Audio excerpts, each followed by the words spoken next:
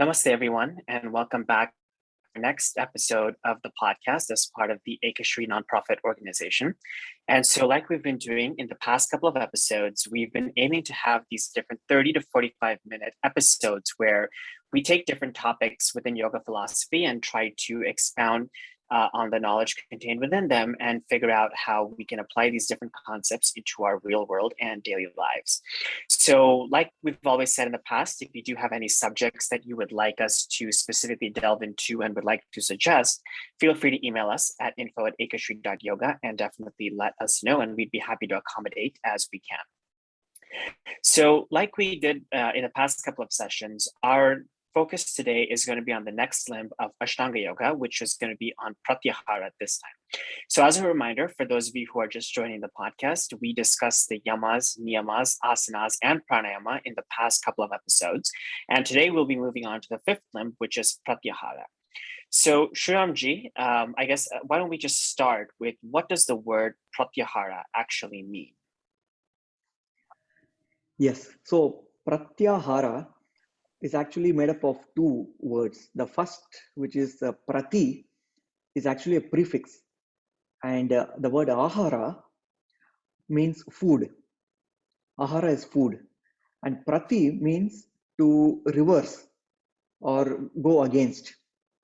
So the literal meaning of the word pratyahara or pratyahara is to reverse the flow of input. So in the context of yoga, the word ahara is not just limited to the food that we consume as what we eat. Whatever we consume through our senses is also ahara. For example, whatever we see that we let in through our eyes, and whatever we let in through our ears, whatever we hear, and then whatever we taste, smell, or touch. All these sensory inputs are also called ahara. And the word prati, the prefix prati, refers to the fact that we are trying to, in this practice, reverse the flow. In other words, rather than constantly consuming things from the outside, overwhelming the mind with consumption, like overload of things that we receive from outside, we pause that for a time being. So during the practice of pratyahara, we reverse that flow. In the sense, we stop that flow. That's what it means. And we allow the senses to settle down with the mind. So that is the opposite flow of the senses. Right now, the senses are constantly engaged with their corresponding sense objects. In pratyahara, we stop this attaching the senses to their sense objects and then allow the senses to go in the reverse direction. That means it connects with the mind. So senses are like a window. On one end is the sense objects that it senses or connects to, and on the other end, it connects to the mind. So in Pratyahara, we shut off the connection with the sense objects and allow the senses to repose in the mind, in the chitta. So one of the analogies that is given in the Bhagavad Gita is just like a tortoise withdraws its limbs inside the shell. Yada samharate chayam kurmonganiva sarvashaha. So like a kurma, like a tortoise withdrawing its limbs into the shell when it sees danger outside or when it wants to relax. So we withdraw the senses from the sense objects to the mind. That's what Pratyahara practice is all about. Wonderful. Thank you for explaining that. And so on that, Shriramji, I guess 2 points come to mind, right? So the first question, wanted to ask is, when we say reversal, right? So basically that allows us to connect with the mind. How is that different from, right? Because even when we're, for example, interacting with the world around us, whether internally or externally, right? All the sense organs, ultimately the messages get relayed to the mind, and that's how they're processed, interpreted, and that's how you then figure out a way to react, right, to those particular stimuli. So how is, this reversal or I guess maybe the better question is, how does this connection with the mind through this reversal differ from the connection when we have, physical stimuli that then get relayed up to the mind and then elicit some kind of reaction through the body? So that's the first question. And then the second question, on the concept of the tortoise, right, withdrawing its limbs into the shell. So I would think that that's a very sort of passive process, if you will, where it's more of a sort of rest and digest state, that kind of parasympathetic nervous system focused activity. Whereas pratyahara, I wouldn't typically think is that sort of resting kind of state. I mean, it may be resting, but it seems to be more of an active state. So I guess where would you put pratyahara on the spectrum of active versus passive? And I would think it would be active, but let me know if you have a different view on that. So that's a very interesting question. So I'd like to quote one of the analogies that the great saint Ramakrishna Paramahamsa used to give on this topic. So when we talk about the senses and how they try to grab objects outside, in other words, they try to attach themselves to their respective sense objects. So wherever the senses go, the mind goes. So the mind is constantly distracted wherever the senses go. And there is all sorts of things that overwhelm overwhelm the mind from outside. It is like a snake. That's the analogy that Ramakrishna Paramahamsa used to give. So a snake is very dangerous.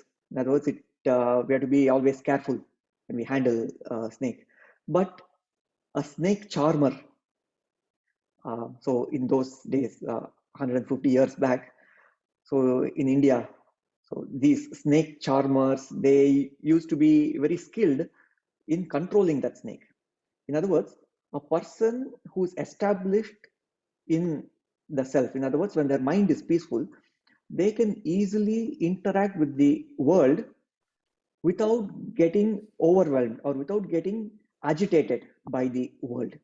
So till that mastery happens, till that skill we acquire, it is a good idea to give rest to the senses. So by giving rest to the senses, we're actually giving rest to the mind. Now, going back to your first question, you are right. All the sensory inputs that come to us ultimately lands on the screen of the mind. And this screen is called the chitta. The screen of the mind. In fact, when we examine the mechanism of how we perceive things from outside. For example, we see an object, say a tree outside.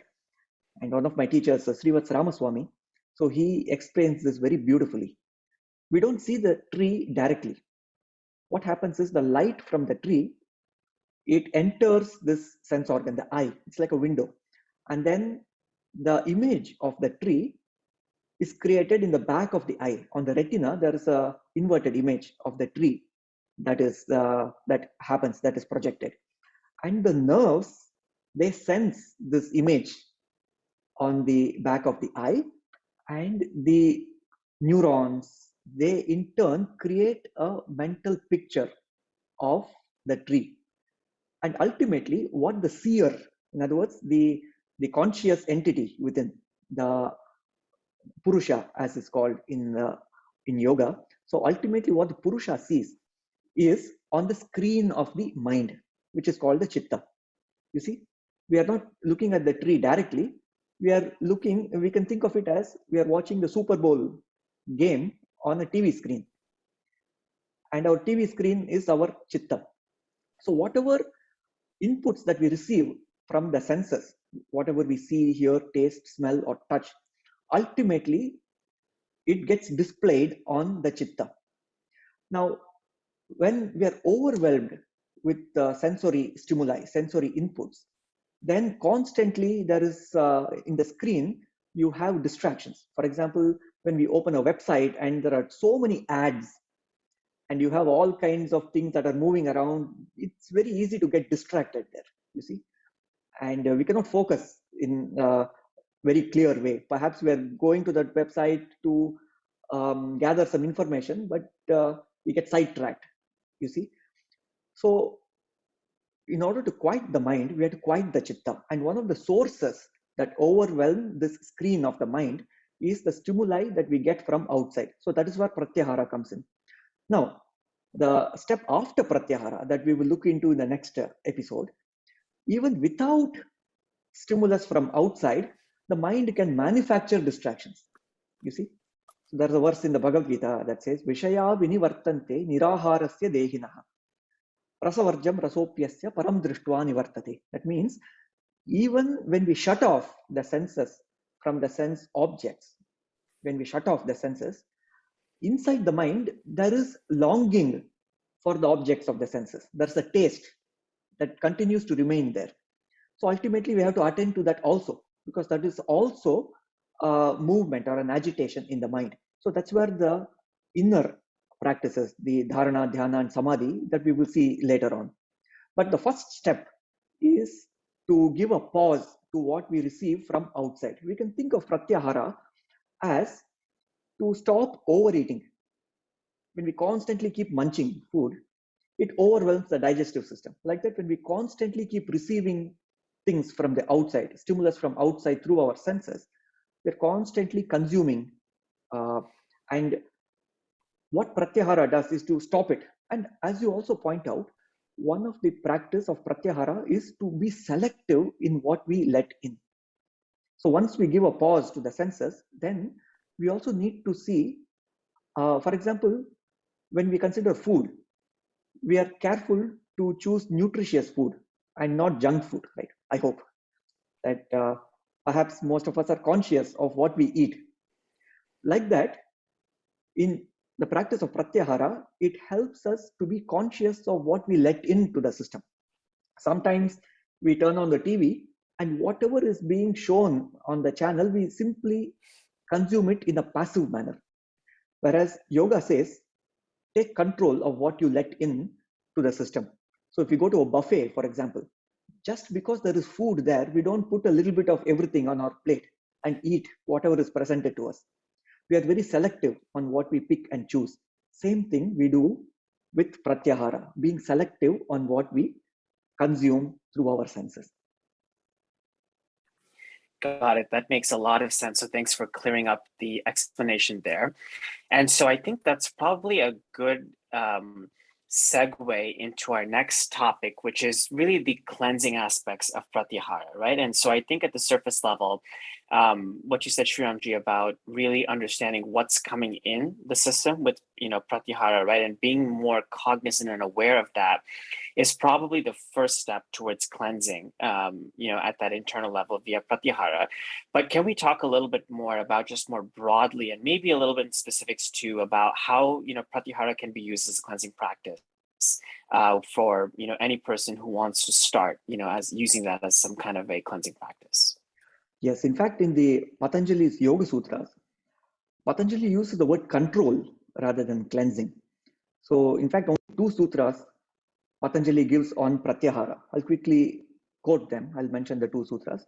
So first he defines what is Pratyahara. Swa Vishaya Asamprayoge Chittasya Swarupanukara Ivendriyanam Pratyahara. That's the definition of Pratyahara. What it says is Swa Vishaya Asamprayoge, to cut off the contact between the senses and the sense objects and allow the senses to settle down with the mind. We have already seen that before. So that's the definition of Pratyahara. Swa Vishaya Asamprayoge Chittasya Swarupanukara. In the Chitta, the senses abide and settle down. And then the benefit of that is Tataha Paramavashyatendriyanam. Paramavashyate means gaining complete control or gaining complete mastery over the senses. So that is the word that he uses, Paramavashyate. That means gaining complete control, complete mastery over the senses. Now, why is that important? I feel this Pratyahara limb of the 8 limbs is very relevant in this day and age because there are so many distractions. We have all kinds of gizmos and gadgets, and even when we are driving on the freeway, there are so many things that are trying to vie for their attention, to grab our attention, right? So all these gizmos and gadgets, they keep beeping all the time, trying to distract a focused mind. My teacher used to call them WMDs, weapons of mass distractions. And there are so many of them that abound. So Pratyahara helps in the way we control our response to these distractions. So we hear a beep, say, and then rather than trying to get distracted, maybe we are focused on doing something very important. And if we get distracted, oh, let me check that Twitter message, or let me check that notification. Trying to get back to focus takes some time. It's not instantaneous. It takes some time to get back to that groove of focus.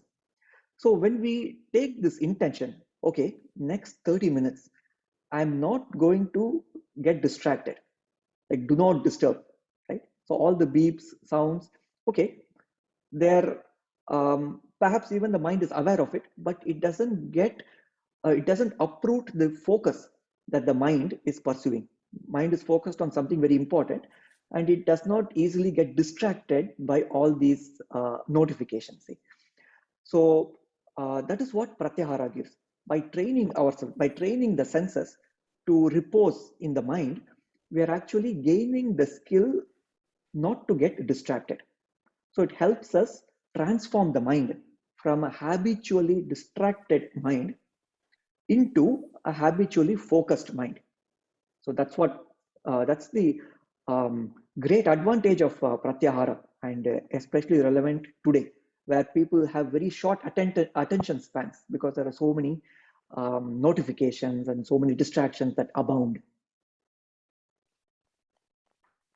Got it. And on that topic, so does Pratyahara have any implications when it comes to multitasking, for example, right? Because I know a lot of us will try to multitask, for simple things that we can do together. For example, we may, drive and listen to something, a podcast or some kind of tape, to gain knowledge at the same time, right? So obviously there's a bad level of distraction where it's like, for example, if we need to focus on something and then suddenly, like you said, right, we're getting a bunch of text messages, notifications, whatever, and you get distracted by that then will have some kind of negative performance on the task you're trying to do.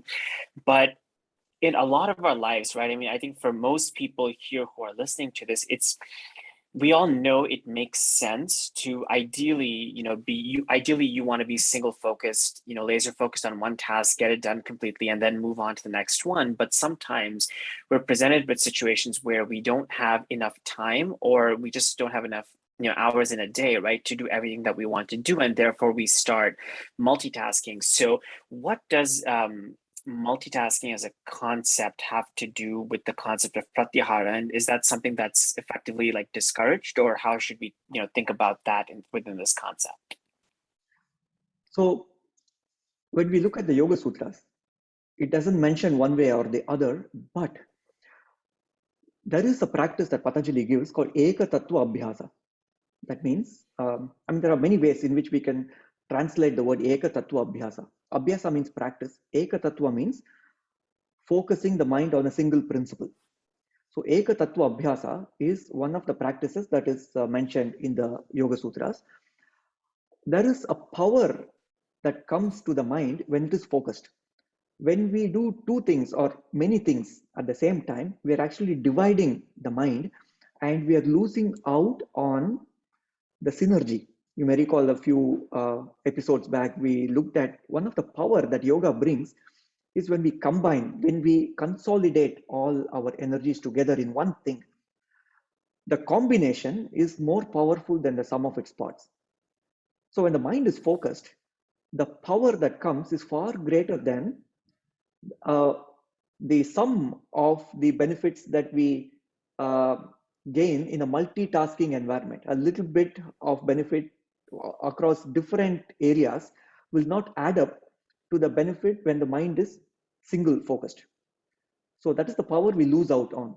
So having said that, my teacher used to give some examples of, for example, when we are engaged in some mundane activity, or some of the examples include washing dishes or folding clothes, etc.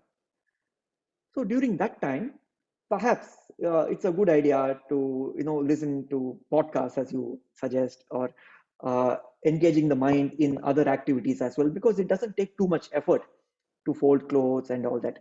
And sometimes the mind complains, oh, I have to do this, I don't enjoy it, but I need to do it anyways. So rather than depleting the mental energy on complaining about it, we can, I wouldn't call it multitasking, but channelizing that energy of the mind when we are doing this routine work.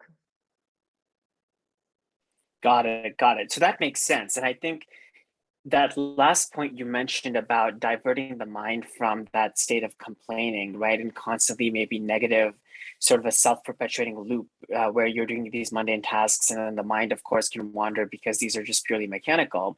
Instead of that, you kind of divert your mind to something that at least where you're, learning something from, or at least that prevents you from going down that rabbit hole. So I think that's an interesting sort of way to put those two concepts together. And again, I think, like you mentioned, there are certain situations where obviously that level of, multitasking or that level of doing two things together is going to not even be synergistic. It'll be probably antagonistic because, like you said, you're splitting up your mental capacity into like a couple different components, but each one is only getting half of your mental power or even less, and so you're probably not going to be able to achieve what you ideally could be able to achieve if you were able to go single narrow focused on each of these different tasks. So that makes a lot of sense.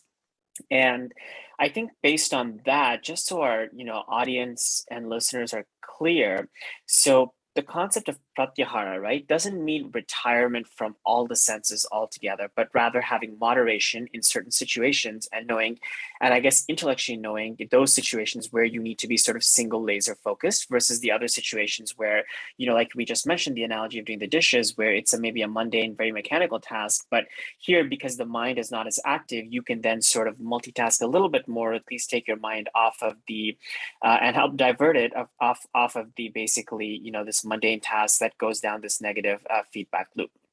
So any thoughts, Shriramji, on whether, what the spectrum basically of, controlling these sensual inputs should be, whether it's retirement altogether, whether it's moderation? I personally think, based on what we discussed so far, it's moderation and just knowing when to sort of dial up and dial down a little bit, just based on the situation. But let us know if you have any other thoughts on that specific spectrum, if you will.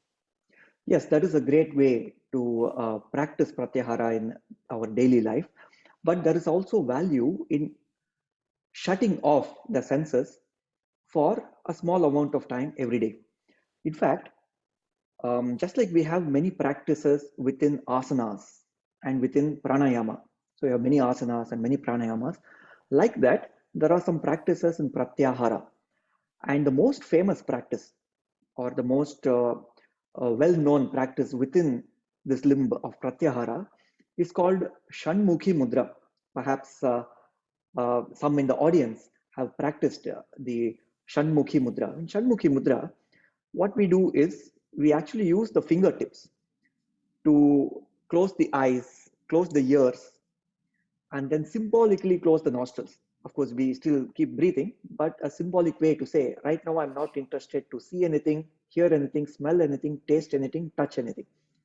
We do that by holding a mudra. That's why it's called the Shanmukhi Mudra, a hand gesture, where we shut off all the senses.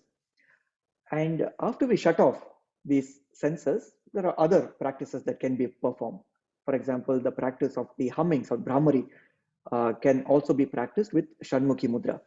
The point is, for a few minutes, when we cut off the contact of the senses with the sense object, we are actually giving rest to the senses. It's not just moderation, it's completely shutting off. And it gives rest to the senses. Now, when we look at, say, the organs of the, say, consider the legs. Just because we have legs, we don't use it all the time. We don't keep running all the time. We don't keep walking all the time, right? Whereas the senses, in all our waking moments of life, perhaps we are overusing them. We're constantly engaging the senses. So when the senses are tired, overused, they lose their sensitivity, you see, because they're overused. So by shutting off the senses, we are allowing them to rejuvenate. It's like giving a pause. to the senses, and we allow them to rejuvenate. And the senses become more sensitive. Senses become more sensitive. In fact, in the practice of yoga, Patanjali suggests that when the senses are very sensitive, it helps the yogi in the path of yoga, as against numbing the senses. We're not trying to numb ourselves from the outside world. That's not what Pratyahara is. With Pratyahara, we're actually sharpening our senses. We are becoming more sensitive. So, in one of the sutras, he says that Vishayavati va pravritti utpanna manasa sthiti nibandhini. That means when the senses become very sensitive, then it actually helps the practitioner to quiet the mind even more, because the senses are able to guide them more easily. They're very sensitive. They're not numb. So shutting off the senses does have its value. And the classic practice of Pratyahara, namely Shanmukhi Mudra, done in combination with asana, do asanas first and then pranayama, and then follow that with the Shanmukhi Mudra. It is a great combination. It's a beautiful combination that rejuvenates the whole system. And so to be clear, right, sleep itself doesn't actually do this, because yes, you are getting the rest and the relaxation, the senses are off, but it's in that passive state where the mind is also off, right? And so that's why I think this would need to be practiced in some sort of an active setting where you're not asleep, but rather through like meditation, a relaxation, something like that, where you do have the ability to actually be aware, right, of that relaxation, that shutting off of the senses, so that you can kind of compare and contrast the differences before and after in order to really help realize that full effect, right? As opposed to a passive process like sleep, where the whole body is shut off, but then when you wake up the next morning, you may be physically, more rested, but it doesn't really change the mental capacity or that, or really the mental and the spiritual capacity to really be able to benefit from Pratyahara, right? So That's a very so that's beautifully an interesting. stated. Yes. Yeah. In fact, just to continue on that thought, you are right. So in sleep, what happens is we experience it only after the fact. In other words, when we wake up, we realize, oh, I slept well. Whereas when we are conscious and then when we shut off our senses, in that moment, we discern. So the experience of tranquility is obvious there. We are experiencing it in real time, not after the fact. So in that way, the practice of Pratyahara is very powerful. The Shanmukhi Mudra, it helps us to truly experience what perfect silence is. Perfect silence as in when we shut off from the outside world, how does it feel? And perhaps many people have not given themselves the experience of how it feels. Perhaps if we try the Shanmukhi Mudra and find out as a first-hand experience, what does it feel when we shut off all our senses? It becomes a very deeply blissful experience. So when there is no stimulus from outside and the mind settles down. And so, practically speaking, Shriramji, right? So you mentioned one version or one of the practices is very similar to Brahmari, right? And this is for our listeners who don't know, right? This is a practice where it's basically representative of the humming of a bee sound. So that uses basically that sound helps sort of rejuvenate and re-energize the mind. It helps, as a tool to help relax the body. So is it right to basically interpret that, for example, we have this practice that's technically a pranayama practice, right? So basically with the pranayama, you may be doing the same practice as with pratyahara, but the goals and the intent of what you're getting out of that practice are two different things, right? So the pranayama basically would be much more focused on the breath control, and that state afterwards where you don't feel that urge to breathe. But then the actual Pratyahara concept is more on that sensual withdrawal, turning off the senses and being able to be in that state where you're not, receiving input from the senses and can actually hold that state in order to sort of further internalize and go further deeper within. So is that a fair characterization of, the difference between pranayama versus Pratyahara when it comes to actually implementing them? Or would you say there's another distinction that, hasn't been captured? So you're perfectly right. So when we talk about Shanmukhi Mudra, the pure practice, or the when we do the practice of Shanmukhi Mudra in isolation, so we just shut off the senses and then keep the awareness on the breath, or keep the awareness focused perhaps on one of the chakras and so forth. So when we apply the Shanmukhi Mudra and then add another practice, such as the Brahmari. I mentioned that because that is one of the common practices that are done. Having applied the Shanmukhi Mudra, doing the humming, the Brahmari Pranayama. So that's an optional add-on, and there are many versions of that as well. And in fact, it is said that in one of the ultimate states of that practice, we start listening to the inner sounds. When the mind becomes so tranquil, it is able to hear sounds from within, which the yoga texts describe as divine sounds. Our ears are now attuned to something that is deeper than the sounds that we hear from outside. For example, only when the sun sets and the sky becomes dark do we see the stars. The stars are always there, but it gets drowned out in the light of the sun, so we don't see them. So in order to sense the divine sounds from within, as the yoga texts talk about, we need to really quiet the mind, and that's where Pratyahara helps. So when we shut off the drowning sounds from outside, perhaps we are more keenly able to sense the sounds from within. And it is said that many of the great Nada yogis, people who use music as a path of yoga, they are actually sensitizing themselves to this sound. They are able to hear the sound very clearly. That's a topic for another day.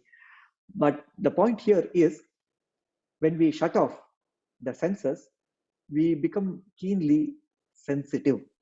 We are able to hear, smell, see things that were not so visible before. Maybe let me share a small incident that I remember. So one day after a yoga class, this happened about 10 years back. At the time I was living in Houston, and after a yoga class, so we just practiced a sequence of asanas, pranayama, and Shanmukhi Mudra. So I led the yoga session, and after the session was over, a few of us were walking towards the parking lot, and one of the participants who did the yoga class, who did the session, so she was saying that, wow, things appear different outside. I see more birds. I see the trees are greener. And then we had to remind her it was always like that. All along it was like that. It's just that we are able to see them more clearly now. The mind is not so much distracted. We are able to appreciate the beauty that is always there.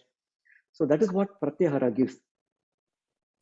And I think that's an incredibly powerful point, right? That you kind of need to not have something to be able to understand the power and value and the significance of that particular entity, right? So like you mentioned with, with, for example, the senses and everything, right? Only by shutting them off do you then allow it to become more powerful and actually more sensitive, right? And so it's a little counterintuitive to think that way, but it makes total sense, because each time you're then, you then turn on the senses, for example, the interaction is much more powerful, it's much stronger, the imagery is much more vivid, if you will, versus if you have continued exposure to that particular stimuli, right? And I guess part of it, and it's very similar a concept to, you think, like, for example, when you go do these different workouts, right? For example, you don't you tend to vary it up once in a while.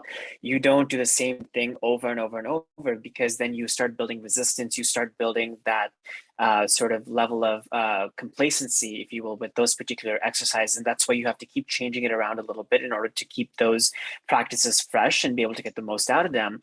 And I think it's a very similar concept here, right? Where basically, in order to build up that particular set of in this case, if it's sensual, inputs, and be able to make the most of them and really understand what they, feel, mean, express, and to sharpen the senses, you kind of have to take time to turn them off and then turn them back on in order to keep the body, I guess, functioning at its optimal interpretation of those particular sensual inputs. So I think that's an incredibly interesting point to think about, and something that I, hadn't fully appreciated before. So thanks for bringing that up. In fact, it is very similar to what Patanjali says about chitta vrittis. So when the mind, for example, is constantly agitated by thoughts, incessant flow of thoughts, then even a creative thought that comes up in the mind gets drowned out by this traffic of irrelevant thoughts, right? So it gets drowned out. So when we quiet the mind, when the mind is silent, we are able to recognize a deeply creative thought. So we have access to intuition, creativity, etc. Wonderful. That makes so much sense. And so thanks for giving that colorful example around how we should be thinking about this, because I think that, for me at least personally, crystallizes it a lot more in terms of how to really understand Pratyahara and why what's prescribed under the limb of Pratyahara makes sense to get to the goal of what we're trying to achieve with it. So a little bit of circular logic, but it makes sense. So I guess, we only have, last couple of minutes here, Shriramji. So I think one of the, overarching questions, and I think, our audience will probably appreciate that this is one of the more abstract concepts that we've touched upon so far in this podcast, which is why a lot of the discussion here is a lot more abstract and it's less concrete than something as with asanas, pranayama, and even the yamas and niyamas as well, for that matter.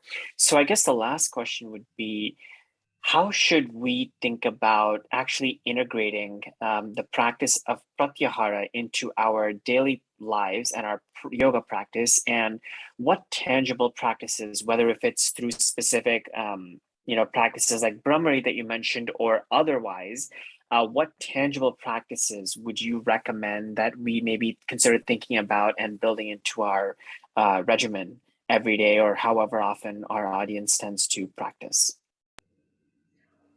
So the classic example that I mentioned about the Shanmukhi Mudra, there are other practices that are also mentioned in the yoga text. For example, in the Geranda Samhita, it explains how the mind goes where the senses go.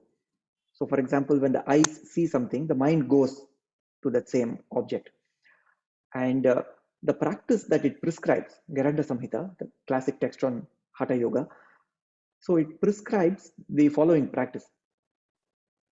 When you catch the mind going towards a sense object, either what we see, hear, taste, smell, or touch, become aware of it, recognize it, and simply bring the mind back to the self. Very simple practice.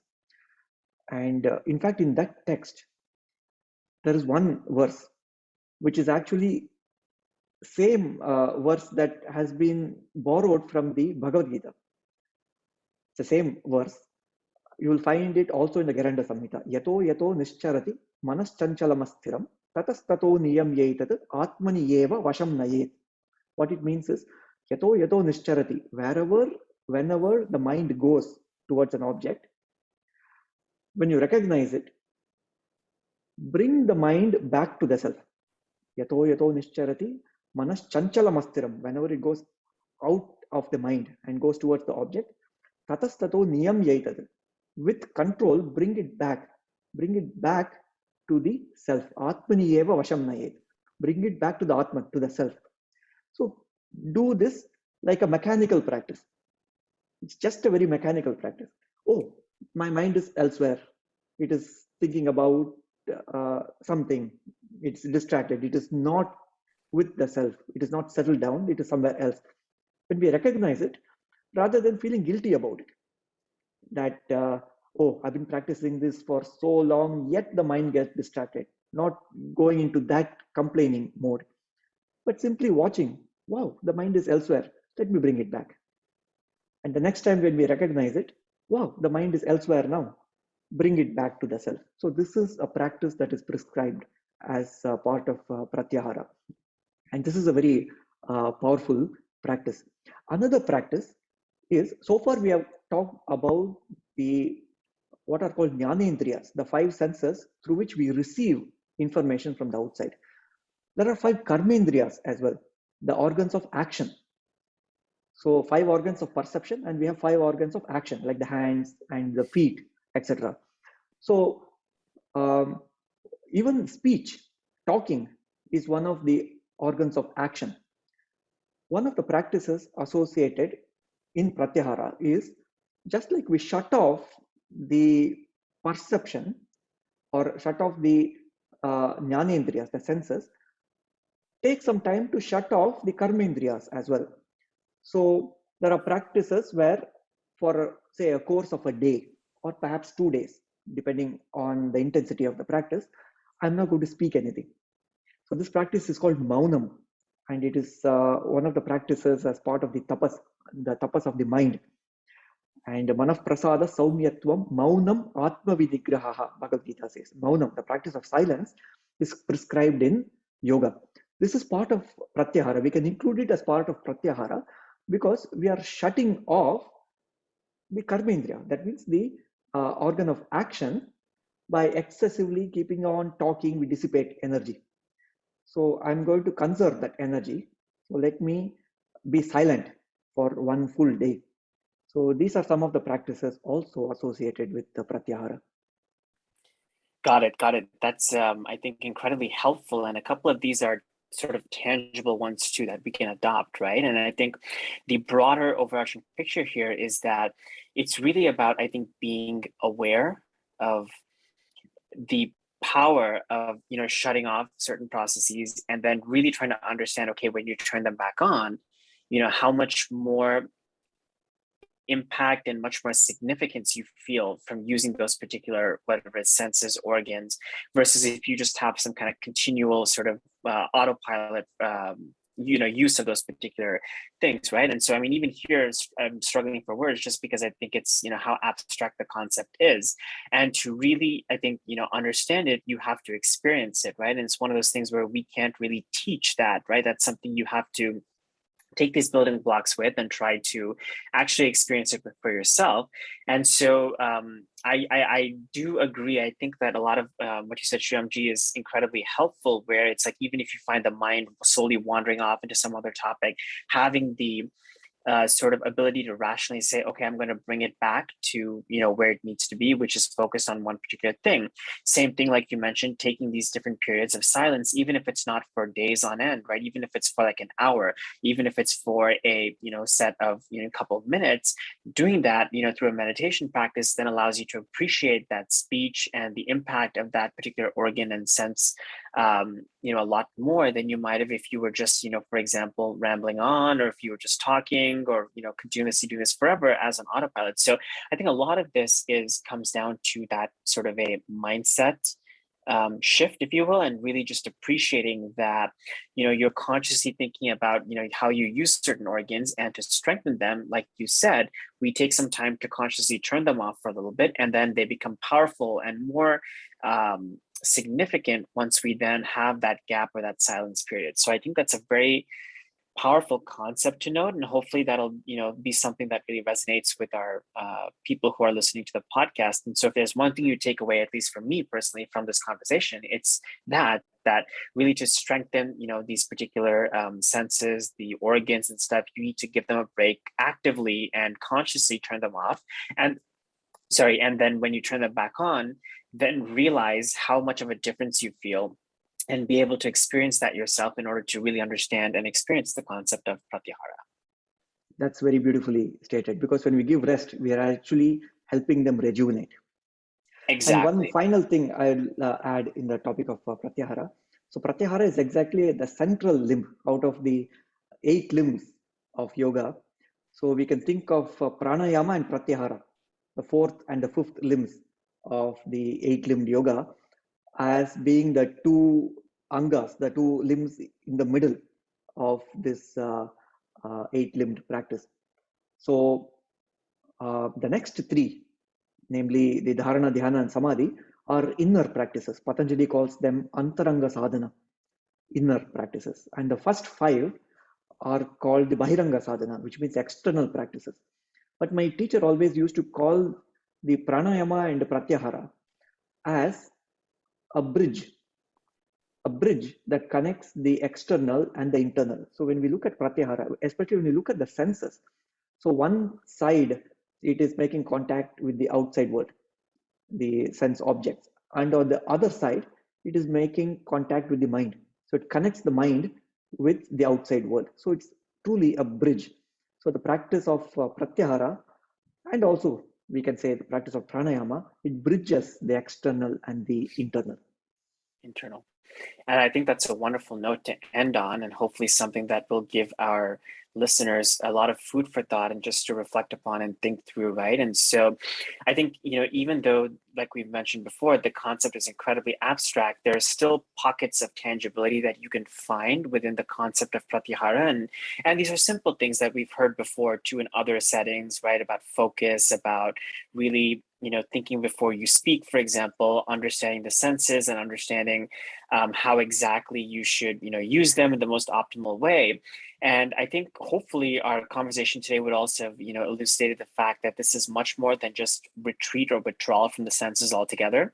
This is not, that's a component, but that the end goal is not to completely turn off the senses, because then at that point, you're not really a living individual at that point, right? You're going to be much more of an inactive, more stoic person at that point if you turn off all senses.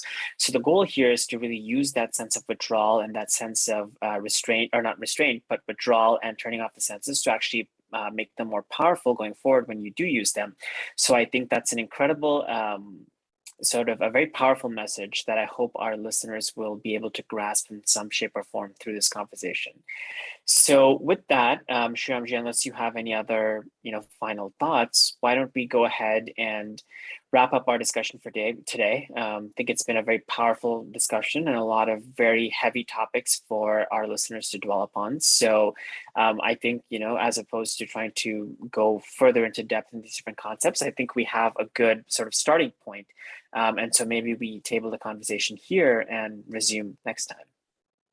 Thank you so much. And I'd just like to highlight one of the phrases that you used, which is very appropriate for today's topic. So you mentioned food for thought.